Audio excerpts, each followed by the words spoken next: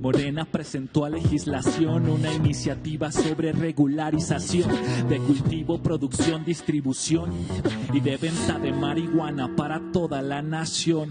Ley general para control de cannabis, con una comisión que regule la praxis y una empresa del Estado que se llama CanSalud y se encarga de comercializarla. Solo ellos tendrán competencia para poder expedir distintos tipos de licencias, para administrar los impuestos de la venta. Es buena recaudación, solo hay que sacar la cuenta. En espacios públicos no se podrá fumar. El autoconsumo también se va a regular. Vas a poder cultivar hasta 6 plantas en tu hogar, pero exclusivamente para tu uso personal. Este paso me parece acertado. El modelo actual ya se había caducado. Legalizar, para ser francos, parece ser un jaque en el tablero contra el narco. Un trapecista al que le cortan la cuerda, un vendedor al que le cierran la puerta. Si el 40% de tus ingresos son la hierba, corta el pelo de Sansón, se puede quedar sin fuerza.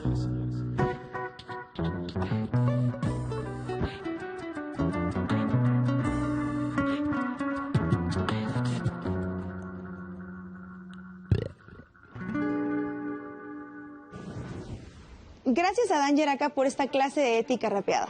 Bienvenidos una noche más para hablar de buena fe. Hoy se encuentra con nosotros un gran periodista, según Gibran, el mejor cronista de México y especialista en el complejo rompecabezas del narcotráfico, la violencia y la historia de los grupos de autodefensa en el país. Le damos la bienvenida a Arturo Cano, que en unos momentos más estará platicando con él.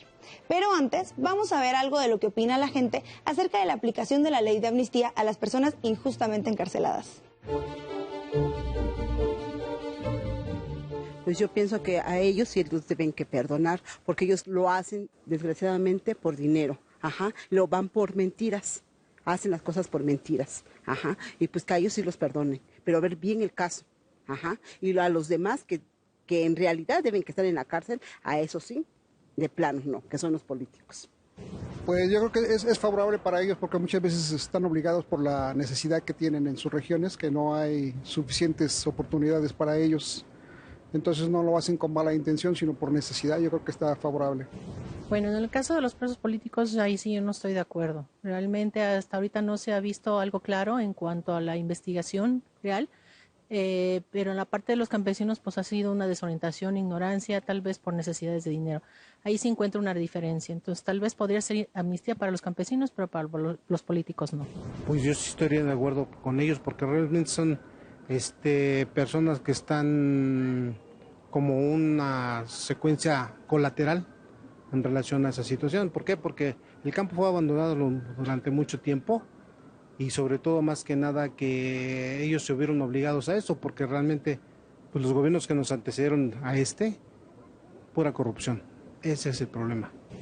Pues yo creo que no, porque al final del día creo que todas las personas buscamos trabajar de manera digna y honrada y al final digo, independientemente de que sabemos de que sean originarios de estados que sean pobres, yo soy originaria de un estado que pues no es el más alto en cosas buenas, yo soy del estado de Guerrero, pero al final yo estoy aquí trabajando de manera honrada y creo que pues al final si buscamos oportunidades pues no tendremos por qué involucrarnos en cosas como esas, ¿no? Que son delitos al final.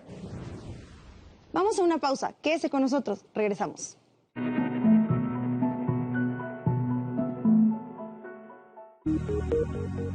Científicos en todo el mundo trabajan para ampliar el conocimiento de la humanidad.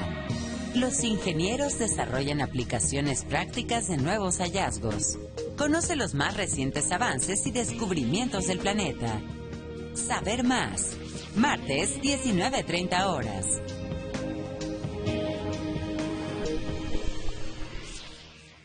Cristina Pacheco te lleva a descubrir el lado humano de quienes viven con pasión, el mundo de la cultura, el arte, la ciencia y la música.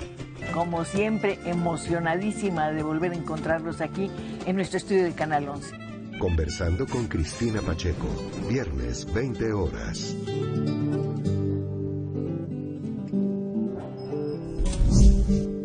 Soy Juan Carlos Crespo, mi mamá es sobreviviente de cáncer de mama. Soy Juan Carlos Crespo, esposo de Angélica. Tanto en lo espiritual como en lo personal, en lo familiar, en todos los aspectos ha cambiado bastante la vida de mamá y de todo su entorno. Pero a raíz de eso creo que cambiamos un poco a ser más demostrativos, más empáticos, más abiertos. Sí, ya sabía que era una persona muy fuerte, esto me lo demostró. Ella es mi motor, ella es mi fuerza, ella es parte de mí, mi todo.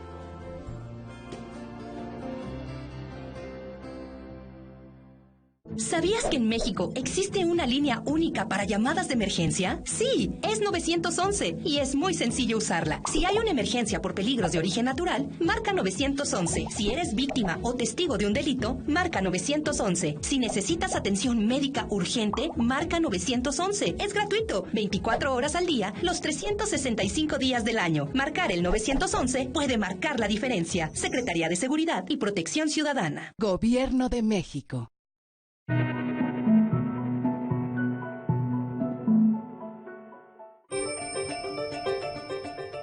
Es traductor fundamental de realidades olvidadas de Oaxaca, Guerrero, Michoacán y otras más en las que la lógica de guerra se instaló sin tregua.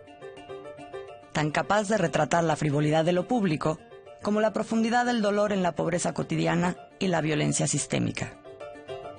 Reportero de guerra y gran conocedor del país, sus crónicas han dado luz en cada recorrido a la impotencia y el valor del México profundo, con la fidelidad de quien eligió la vocación de dar voz a quienes no la tienen, sin caricaturas ni espíritu condescendiente.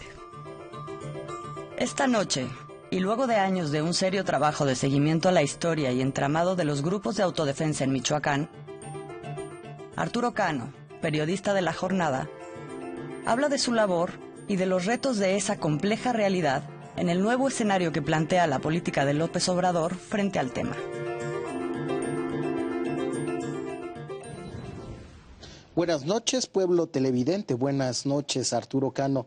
Yo siempre digo que el sistema de reconocimiento mexicano está roto y una de las pruebas es que Arturo Cano no ha sido todavía Premio Nacional de Periodismo. Es un gusto tenerte aquí por eso. La verdad, lo sabes tú. Eres, si no el mejor cronista del país, uno de los mejores. A mí, la verdad, no se me ocurre nadie más.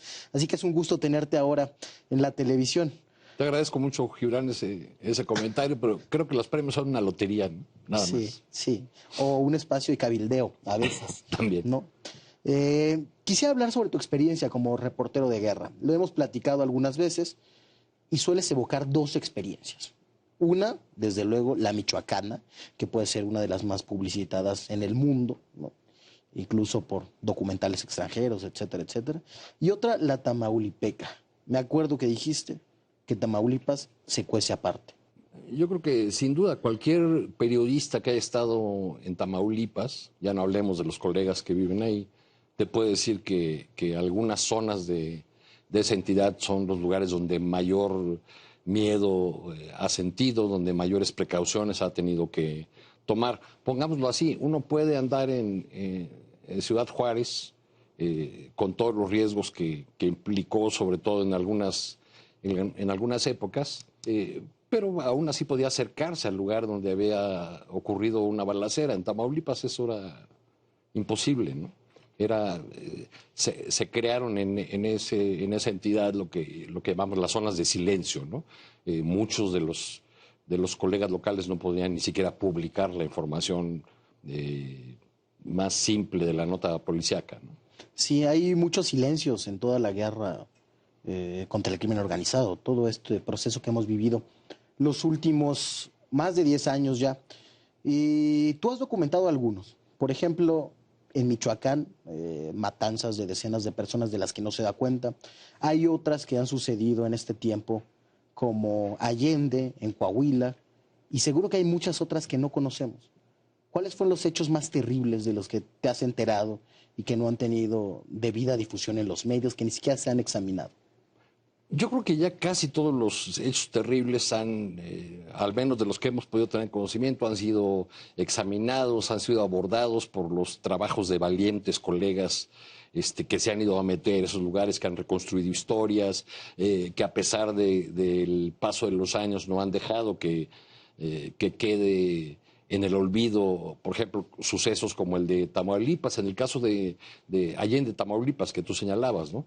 En el caso de Michoacán, yo diría que hay una matanza que se conoce como la matanza de los limoneros, que sucedió antes del alzamiento de las autodefensas, es decir, unos jornaleros de limón que fueron a Nueva Italia con la intención de manifestarse frente al gobierno del Estado y exigir seguridad, y que a su regreso a la zona de Tierra Caliente fueron masacrados en el camino. Nunca se supo cuántos muertos fueron, muchos de ellos eran jornaleros que provenían de otros estados de la República, entonces no fueron incluso sepultados como anónimos. Fueron decenas. Sí, decenas de muertos. Nunca se supo exactamente cuántos muertos hubo. Eso fue un antecedente del surgimiento de las autodefensas, ¿no? Ayotzinapa es en ese caso una anomalía.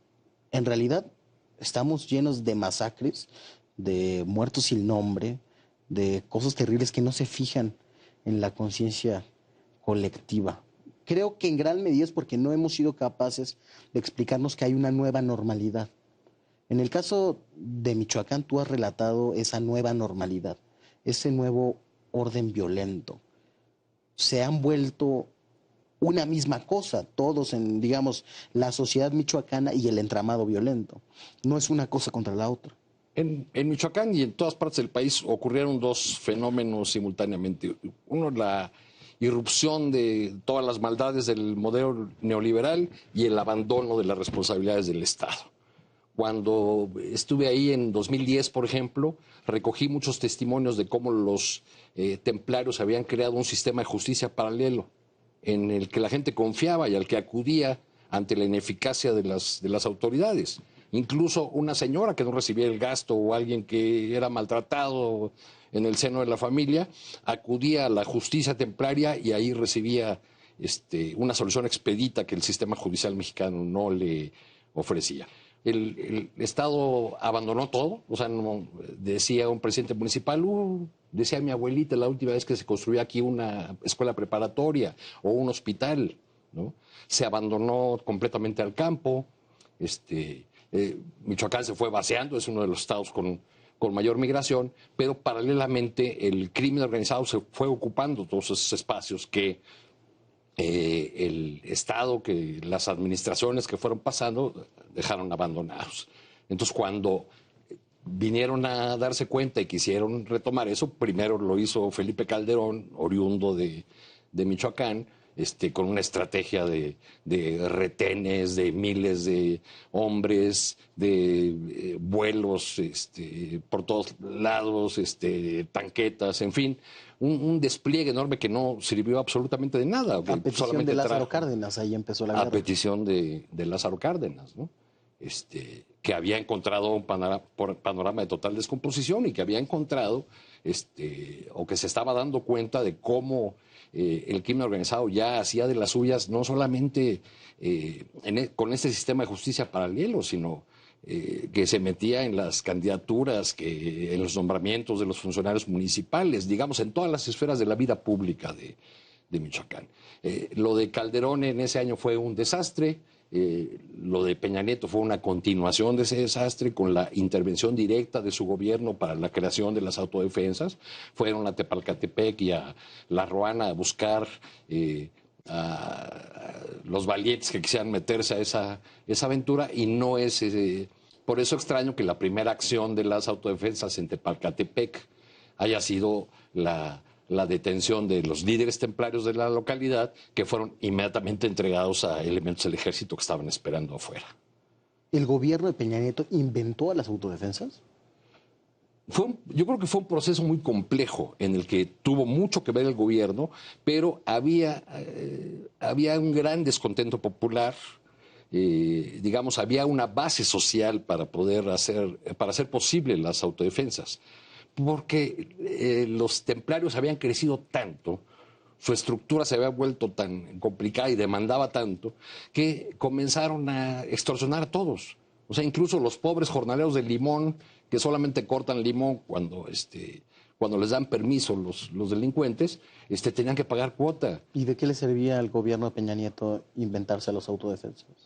O colaborar para que se diera, digamos, este enfrentamiento que terminó por atizar también más la violencia. Bueno, yo creo que ahí había una disputa por lo que Michoacán significa en términos de la riqueza, de su riqueza por sus productos agropecuarios, y también la disputa por Lázaro Cárdenas, que es un puerto muy importante. Eso y las minas de la región habían quedado en manos de los templarios y pues ya no había posibilidades de reparto del pastel, ¿no? Un asunto de control económico crudo, digamos, de capitalismo salvaje, decíamos la vez pasada. ¿Es la manera del Estado de intervenir? Sí, cuando las autodefensas fueron a hablar con las mineras de Tepalcatepec y les dijeron, les exigimos que le dejen de dar cuota a los templarios porque son los que nos matan, los que nos roban, los que nos extorsionan, las mineras dijeron, no, pues mejor dejamos de producir. Y cerraron, ¿no? Llega el gobierno de Peña Nieto, utiliza la misma estrategia, luego pretende institucionalizar a las autodefensas una vez que ya se había despertado aquel monstruo, que en los primeros meses, debe decirse, fue una verdadera primavera de los pueblos, una insurrección popular frente a los abusos, frente al hartazgo ya que tenía la población por todo lo que, las tropelías, las maldades que cometían los delincuentes, ¿no? Y acabó en una disputa entre mafias distintas. Bueno, cuando en mayo de 2014 el virrey de Peña Nieto, Alfredo Castillo, uniforma, arma y da el banderazo de salida para la fuerza rural, cita las palabras de una señora de Apatzingán que le dijo, bueno, ojalá logren ustedes hacer valer la ley, porque si no esto va a ser el mismo infierno con diferente diablo. Entonces creo que lo que consiguió la estrategia de Peña Nieto fue pues, que se multiplicaran los diablitos y que ahora tengamos lo que tenemos en Michoacán, que es la disputa por los territorios entre diferentes grupos. Algunas fuentes hablan de 4 grandes cárteles que se pelean los territorios, otras hablan de una dispersión mayor. Yo creo que lo importante es que esos pueblos siguen sintiéndose abandonados, siguen sintiendo que desde el poder central no se les hace caso, no se les atiende, que están solos frente a la delincuencia, y en algunos lugares, en algunas poblaciones donde surgieron esas autodefensas, todo derivó en que mataron a los líderes a las autodefensas y los pueblos una vez más están sometidos por los delincuentes. En otros lugares donde lograron sobrevivir las autodefensas y más o menos mantenerse limpias, digamos, de la influencia del crimen organizado, pues ahí siguen insistiendo, ¿no?, en que ellos no van a dejar pasar a los criminales, eso sobre todo en la zona de la costa y Chinicuila, ¿no? Por ejemplo, yo una noche viajé cuando me di cuenta que estaba ya en un país en guerra. Una noche viajé con unos hombres de las autodefensas de una población que se llama Chinicuila a Coahuayana, que es en la costa. Una noche de una lluvia tremenda, con una llanta ponchada, íbamos con mucho temor, porque además no sabíamos exactamente qué nos esperaba en Coahuayana, un lugar donde habían tomado recientemente, un par de días antes, la autodefensa había tomado el lugar y habían huido los templarios. Cuando al fin logramos llegar a la comunidad, conocí al comandante Teto, que todavía anda por ahí armado y patrullando, y que yo creo que no lo va a dejar de hacer nunca, ¿no? El comandante Teto poco antes había sufrido el asesinato de su hermano, que era un mecánico. Ese asesinato fue el que detonó el alzamiento en Coahuayana, consiguieron el apoyo de otros municipios y así lograron armarse y sostenerse hasta la fecha. Eso no va a parar entonces. Eso no va a parar. Hay casos distintos como el de Tepalcatepec, donde el grupo que es autodefensa es un grupo que más bien tiene origen en un cártel, en el cártel de los Valencia. Entonces digo que cada caso hay que analizarlo por su lado. La estrategia que propone el presidente López Obrador, fincada en la Guardia Nacional, puede llegar a tener un resultado. Hemos visto un avance muy lento de eso, primero por la cuestión legal del cómo se arma todo el entramado de la Guardia. Pero por otro lado, el aspecto social, digamos, yo creo que va a tardar tiempo en empezar a dar frutos, ¿no? Y son, no lo olvidemos, son territorios, zonas completas del país que durante muchísimos años se dejaron a la deriva, se dejaron totalmente abandonadas y donde hay que comenzar de cero. Parece que no va a bastar la política social que se monta en un orden violento, que a veces es controlada territorialmente, por ejemplo, en Huauchinango o bueno, en esa región de la Sierra Norte de Puebla, mataron a un servidor de la nación por no cuadrarse con los que mandaban en el territorio. Es decir, hay mucha más complejidad en cada territorio de lo que presumimos y habrá que hacer una política muy distinta, muy específica por lo que se ve. Muchas gracias, Arturo. Vamos ahora con las fakes de la semana con Estefanía Veloz. Gracias, Gibran.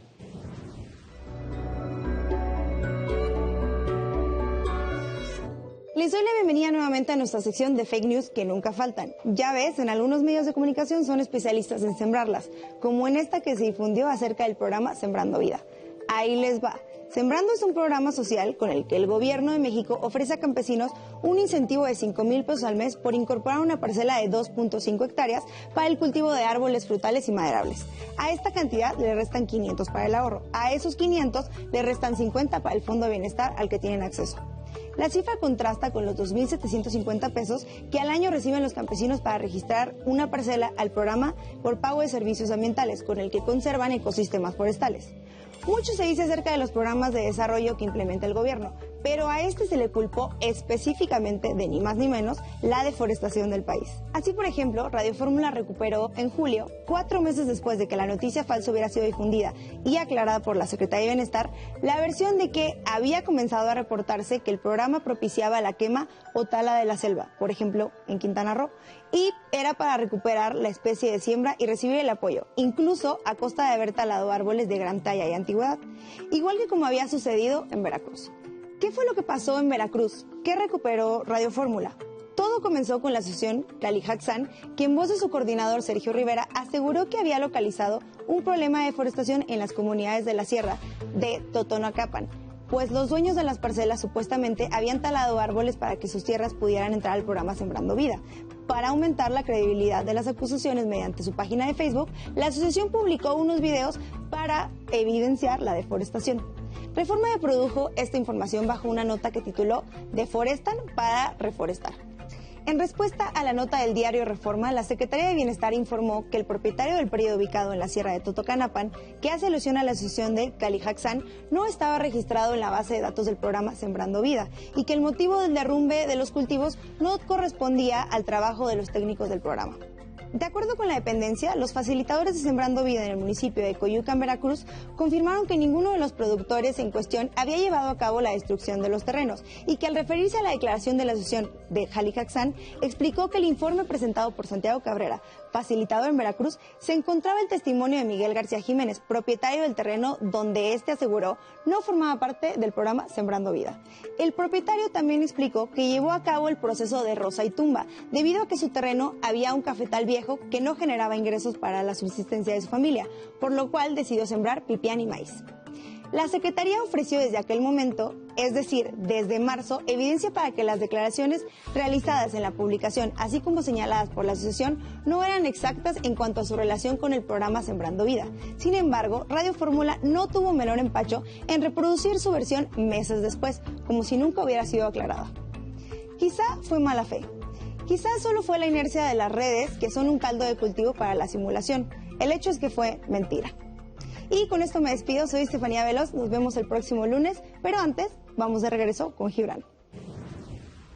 De esta conversación con Arturo Cano nos quedamos con varias cosas. La primera es con mucha preocupación por la dinámica de la guerra sembrada durante la última década y más, una dinámica que se alimenta y que se reproduce solita, que no necesita de ninguna ayuda y que sin intervención federal va a seguir reproduciéndose. Los programas sociales no bastarán mientras vayan a montarse a un orden violento, a una estructura económica que responde ya a la configuración de los grupos criminales. Es necesario pensar de manera regional y específica porque levantar ese tiradero no va a ser nada fácil. Muchas gracias por estar con nosotros, amigos, y los esperamos la próxima semana a las 8:30 para conversar de buena fe.